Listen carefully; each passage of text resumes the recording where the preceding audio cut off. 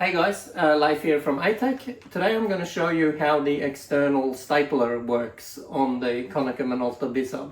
So if you're lucky enough to have one of these beauties, if you have the finisher option attached, it will look something like this on the left hand side, and you've got a blue light here and that indicates the external stapler.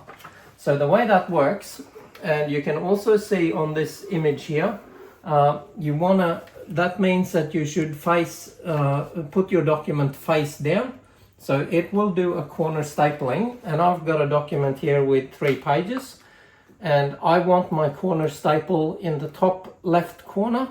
So that means that I'm gonna put that corner into the stapler, but in doing that I'm gonna turn it around so I'm facing down, face down and into here.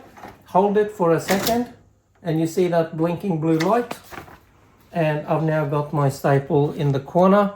And the reason we put it face down is, see, you got the back where the staple is folded around, you've got that on the back part of the page.